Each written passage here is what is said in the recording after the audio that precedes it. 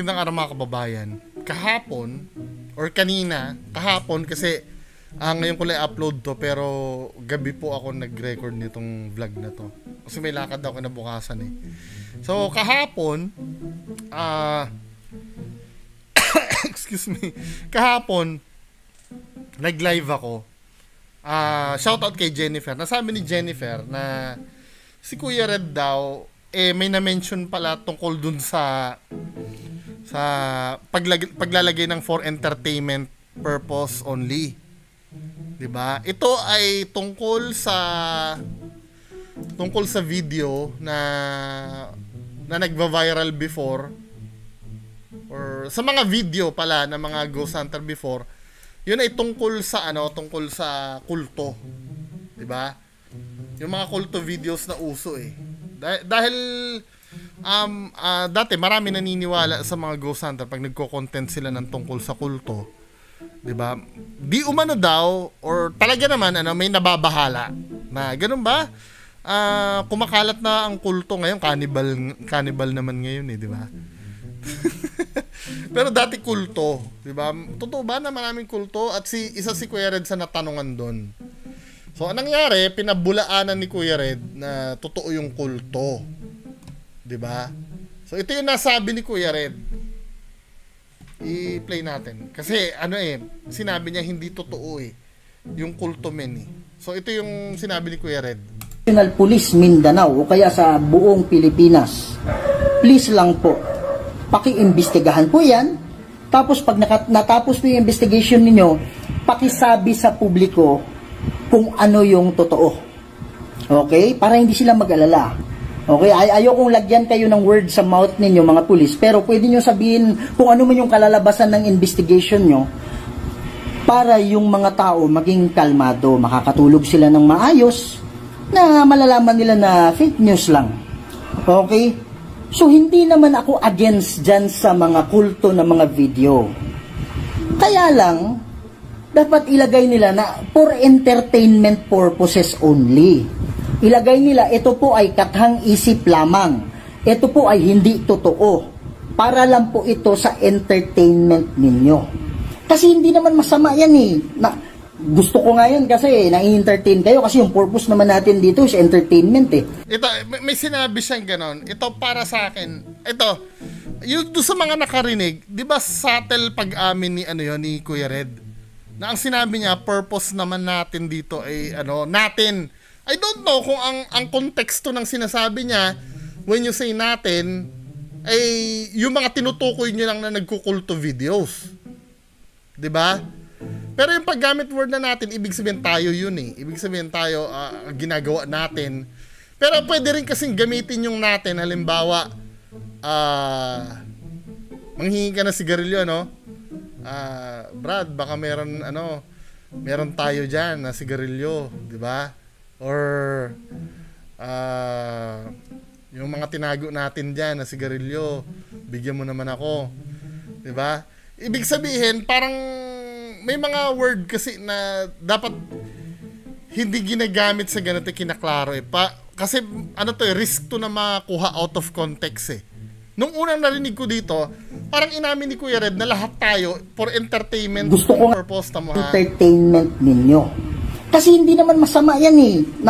Gusto ko nga yan kasi na-entertain kayo kasi yung purpose naman natin dito is entertainment eh. O, diba? Ang purpose naman natin dito ay entertainment.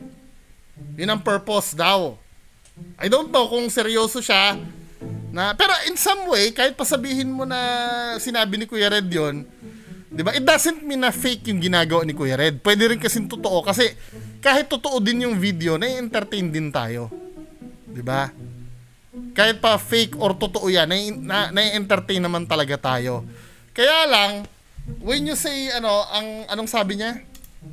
Gusto ko nga yun kasi na-entertain kayo kasi yung purpose naman natin dito is entertainment eh. O, diba? When you say, ang purpose natin dito sa YouTube, let's say YouTube, ay entertainment, diba? Parang, sabagay, broad yung meaning, Katulad nga na sinabi ko, kahit totoo or hindi niya naman sinabi na ang purpose lang natin. Kasi when you say may lang, mag-entertain lang tayo, di ba? Kasi,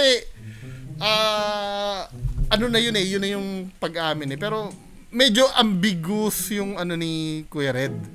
Tama ba yung term ko, ambiguous?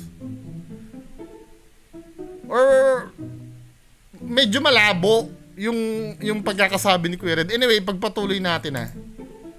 Halimbawa, yung Cardo Dalisay. Alam niyo naman na hindi totoo yun eh.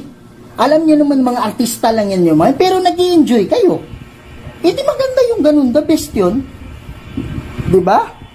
Pero pag... Ito yung madalas na sinasabi sa akin ng mga follower ng mga ghost hunter na nadedebunk ko. Diba? Totoo man yan o hindi, wala ka pa lang kasi nai-entertain kami, di ba? May comparison pa yan, di ba? Ang movie nai-entertain ka rin. Kaya lang, nandun tayo kasi sa lugar na hindi naman nila dinideklara na arte-arte lang yung ginagawa nila eh. Si Real Ghost TV ba, arte-arte lang ba yung mga white lady niya? Si Kuya Red mismo, arte-arte lang ba yung ginagawa niya na 'di ba? Wala namang pag-amin kasi eh. 'Di ba? Hindi mo lalagyan ng for entertainment purposes. Kung hindi mo lalagyan ng ito ay katang-isip lang po ito, hindi po ito totoo, para lang ma-entertain kayo. Kung hindi mo lalagyan ng ganyan, yung mga tao mag-aalala.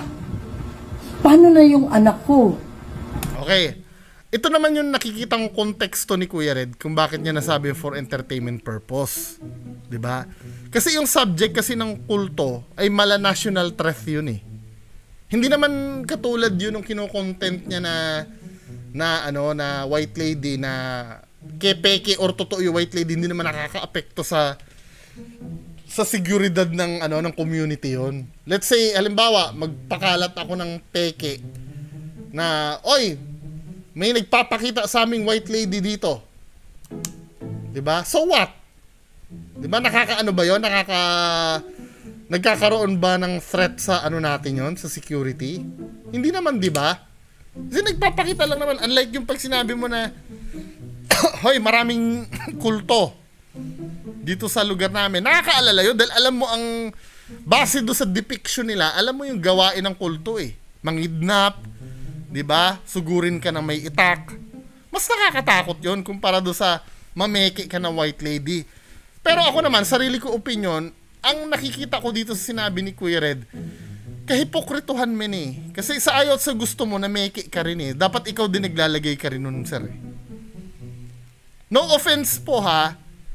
'Di ba? Ako in-explore ko naman yung yung possibilities na kung bakit mo nasabi yan na hindi mo ginagawa sa'yo dahil nga yung kulto, threat sa community, yung white lady mo hindi. Pero para sa akin, aminin mo din sa publiko na na hindi totoo yung ginagawa mo. Kasi nagkakaroon ng confusion, sir eh. Katulad nung isang bugok na nag-comment sa akin. Bugok talaga yun. Bugok naman talaga yung nag-comment sa akin. Biruin mo, ang sabi niya, pinagtanggol ka niya eh. 'Di ba? Ito yung word niya sa akin, oh. Talagang nag-hold on siya na feeling niya totoo yung yung kulto video mo. Asan dito? Itong video ko na Kuya Red Backlash. Ang sabi dito,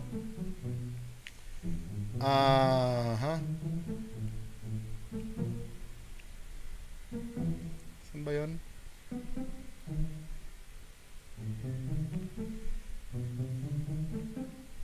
Yung sinasabi niya sa akin na para kumita lang daw ako, something like that.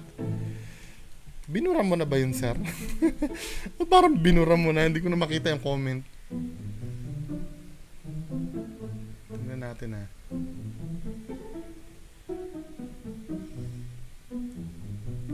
Yung parang ang dating sa kanya, lahat daw ay siniraan ko daw. Or something like that. Mahirap kasi pag hindi ko nababasa yung comment sa akin eh.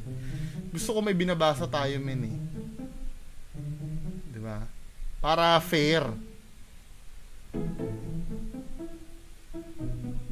Ito yung nag-comment eh, si Erej Saisona eh. 'Di ba? Saan ba yun sinabi niya? Parang binura niya. Anyway, nasa Facebook ko yun na. Ipunta tayo sa Facebook ko. Pinost ko yung sinabi niya na yun. Na ang sabi niya sa akin, hindi ko na matandaan. Kailangan mabasa ko talaga. 'Di ba? Ayoko mag-imbento ng istorya. Anyway, habang naglo-load yung Facebook sa akin kasi maraming nami-mislead kapag hindi mo inaamin eh. 'Di ba? Maraming nami-mislead dun sa ginagawa mo na ikaw yung nagiging batayan. Katulad nito ito nag-load na. Diba? Ang sabi sa akin ni Irej Saisona, sabi gano'n sa akin, natatawa ako sa style mo, Brad, para magka-views, para kumita. Well, yan naman talaga idea ng pag-YouTube. 'Di ba? Bakit ba yung Kuya Red mo na yan? Hindi ba Hindi ba yan din ang ginagawa nila? 'Di ba? Para mag-upload sa YouTube, 'di ba? Parang zero napaka-weak nung argument nito na style mo para magka-views, para essence ng YouTube. Ano ba essence ng pag-YouTube?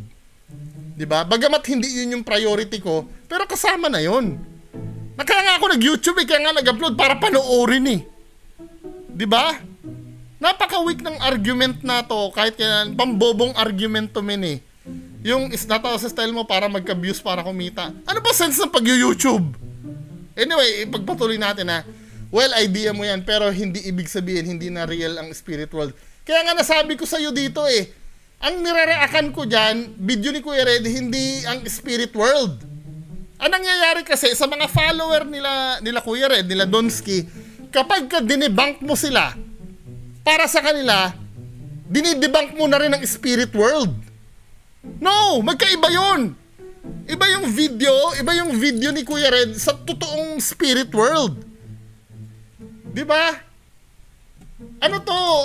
Katarantaduhan tong comment na to talaga. Parang ang tinutukoy niya dito, pag dinebunk mo si Kuya Red, dinebunk mo na rin ang spirit world.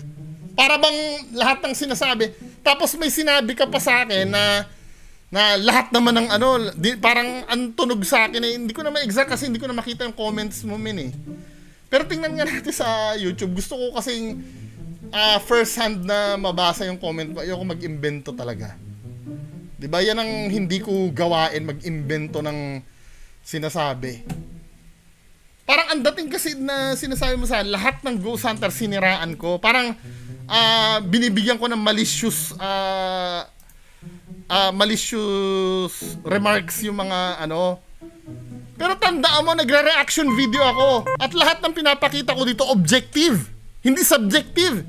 Hindi opinion lamang. Kapag sinabi ko na solid yung multo ni Kuya Red, nakikita nyo naman sa video solid Pag sinabi ko may anino yung multo ni Kuya Red, nakikita nyo naman sa video may anino Wala ko iniimbento. 'Di ba? Takot lang talaga kayo humarap sa katotohanan. Hahanapin ko talaga, hindi ko mahanap yung comment mo na yon. Hanapin ko. 'Di ba? Nasaan na ba yung comment mo dito?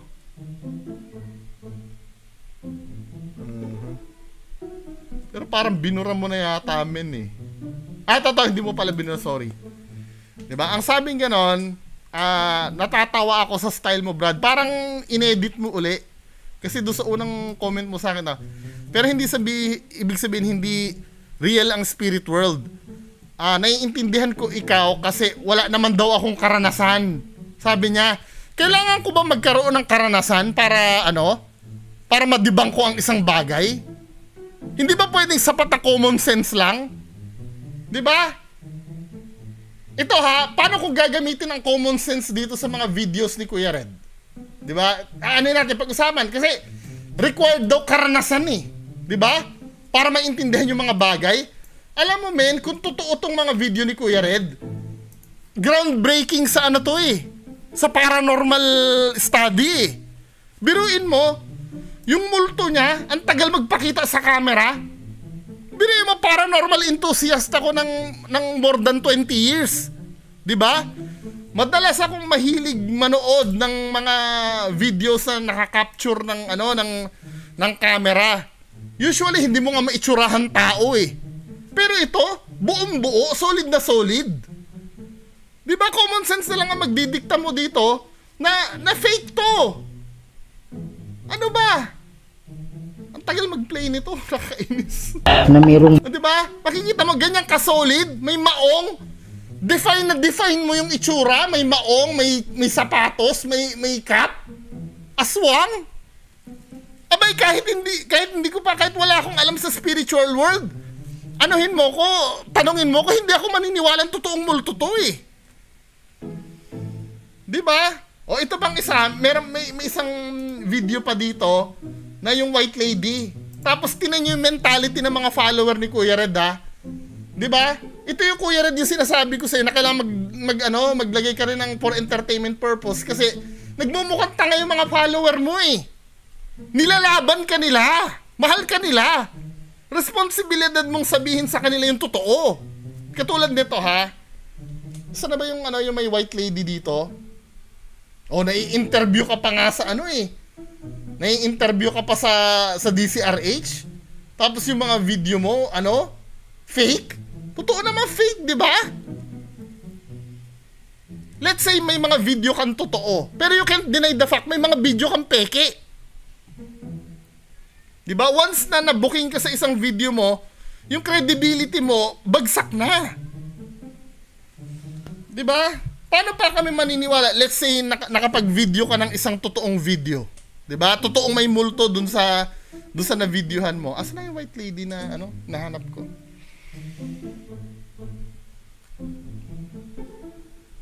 Ito ha.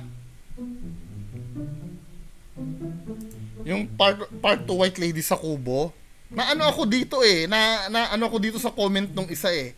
May mga nakakahalata sa'yo. Diba katulad nito ni ano ba yun? Hindi ko na rin makita na naman ulit. Ko lang nun eh. Yung believe daw siya sa pag-i-edit, tapos pinagtanggol siya ng mga na para bang sa kanila kung i-edit yun, mahirap yun. Putang ina naman yung mga Hollywood movie nga nakakagawa ng realistic na video na multo eh. Di ba? Ito isa, grabe to, walang halong edit daw. Di ba? May mga comment na naniniwala sa iyo, Kuya Red, lahat. Pero alam mo ang katotohanan sa sarili mo na ito ay fake. Yung ganyan white lady, ganyan ka-solid. Di ba? Common sense na lang ang magdidikta sa inyo na hindi totoo tong video na to. May shadow oh. Inimbento ko ba na may shadow yung white lady? Ayan, nakikita nyo. Ito yung balikat ni white lady. O ano yung itim na doon? Shadow yun eh. Diba hindi ko kailangan magkaroon ng experience o nalalaman sa paranormal para sabihin ito ay peke. Diba? Ang problema kasi sa inyo, yung mga ghost hunter na to, ito na yung nagiging batayan ng katotohanan pagdating sa paranormal na hindi nyo alam, fake ang ginagawa. Para bang pag na-debunk mo to, parang pinasisinungalingan mo ng spirit world. Diba? Parang pananaw ni Bimbi. Diba? Kapag dinibunk mo yung duwende ni Bimbi, sasabihin ni Bimbi, hindi ka naniniwala sa duwende. Ikaw lang naman yung dinidibunk ko, hindi naman yung duwende. Diba? Para bang halimbawa may pinakilatis sa yung gold bracelet. Nung nalaman mo na yung gold bracelet tubog lang pala, hindi pala purong ginto. Sasabihin mo na hindi lahat ng ginto peke na para sa iyo. Hindi ganoon. Yung ginto mo lang ang peke, hindi lahat ng ginto sa buong mundo peke. Katulad nito, video niya lang ang peke, hindi peke yung lahat ng video sa buong mundo ng multo. Nagigets nyo ba? Ganyan kasi mentality nyo, black and white eh. Kapag ka dinibunk yung isa, lahat dinibunk mo na. Diba? Hindi ba pwedeng may particular ghost hunter? Baka for your information, tanga ka, may mga ghost hunter ako na nire-reakan na naniniwala ako. Katulad kay Diwata ng Hiwaga at Karunungan. Diba? Pinakita doon may tumakbo na for me realistic 'yon until kung madidebunk nyo, i-debunk nyo sa akin. Pero ito men, kahit magpukpukan tayo ng itlog dito men, hindi totoong white lady to. O, anong palatandaan na? Hindi ako expert sa paranormal, hindi ko alam ang spirit world, pero alam ko, pag nag-teleport yan, makikita nyo dito ha. Pangalan mo, pero tutulungan kita. Wow! Kung bakit ako nandito. Tamo ha? Wow! Oh, nagka-cut to cut yun eh. Imposible ba sa ano yan? Imposible ba sa video yon? Posible yun. Diba? Ito ba yung video na na nakita? Pati yung gamo-gamo nagte-teleport. Nareakan ko na to once eh. O inimbento ko ba na yung gamo-gamo nagte-teleport? Napanood ko eh. Hindi naman ako nag-imbento. Paano mo sinasabing malisyoso yung comment ko? Diba? Paano mo nasasabing malisyoso yung ano ko? Eh nakikita mo din naman yung nakikita ko. Diba? When you say malicious ang isang bagay, sinasabi mo yon para ma-hurt yung reputation nung kinukomentan mo. 'Di ba? Nag-iimbento ka, parang sinasadya mo. Pero to, sinasadya ko ba to? Na may makita akong gamo-gamo na nagte-teleport? 'Di ba? Amo ha? Sige po, salita lang kayo. Antayin ko yung ano to? Sinubukan ko. Ano ibig sabihin ng sinubukan mo? Oh, 'di ba nagkaroon ng gamo-gamo? Nakita niyo ba yung gamo-gamo? Out of ito yung gamo-gamo, 'di ba? Tingnan mo 'yan. Nung nag-teleport, bigla nagkaroon ng gamo-gamo. Sinubukan ko. Amo ha? Ano ibig sabihin ng sinubukan mo? Oh, bigla nagkaroon ng gamo-gamo. Saan nanggaling yung gamo-gamo na 'yan? Ibig sabihin nag-cut to. 'Di ba? Ang sa akin lang naman, balik tayo dito kay Kuya Red. Ang sa akin lang naman, kung aanuhin mo yan Kuya Red, ikaw din. 'Di ba? Kasi kahipokritohan to men eh. I'm so sorry ha kung magagalit ka sa akin or gumawa ka ng paraan para i-take down mo tong channel ko. Guilty ka kapag ginawa mo 'yon. 'Di ba? Alam naman natin peke ito eh, tapos sasabihin ng mga follower mo, sumama ka eka doon. Ano ba ito? Ito, just imagine, ganyan ka define. Definitive white lady, ganyan no? Definitive. Hindi na news. Dapat breakthrough na yan sa paranormal study eh. 'Di ba? Meron na capture na na nagte-teleport. Alam mo ba yung mga scientists ngayon? 'Di ba? Wala pa naiimbentong teleportation device, pero kay Kuya Red meron na. Minsan nga yung Encanto videos nila nag-teleport sila eh. 'Di ba? Pwede mo na ipasok sa quantum physics 'yan eh. Yung mga ganyang uri ng galawan. Yan ang sinasabi ko sa inyo eh. Kung ito ay totoo, total nasa public ito. O 300,000 ang subscribers ni Kuya Red. 300,000 mahigit yung nakanood. Bakit hindi nakaabot sa media yan? Eh breakthrough yan sa hindi naman private tong videos na to. 'Di ba? Accessible naman yan sa na-interview pa nga siya sa DZRH eh. So alam na talagang ghost hunter talaga siya. Tapos makikita mo ganito ka too good to be true yung yung evidence niya. Diba? Kung totoo to talagang na to eh, nailaban na natin to sa kahit anong science fair eh. Sa ibang bansa na ito yung proof na nag-i-exist talaga mga kaluluwa. 'Di ba? Pero hindi pinapansin to eh. Bakit? Hindi ba kayo nagtataka? Hindi ba umiiral yung common sense nyo? Na hindi man lang ito na-feature sa Nook's Top 5. 'Di ba? Yung mga ganyan na white lady na ganyan. Come on. Ayun naman, 'di ba? Yun na lang ang iisipin nyo. Common sense lang ang kailangan. Sa pagde-debunk, hindi mo kailangan eksperto ka sa isang bagay.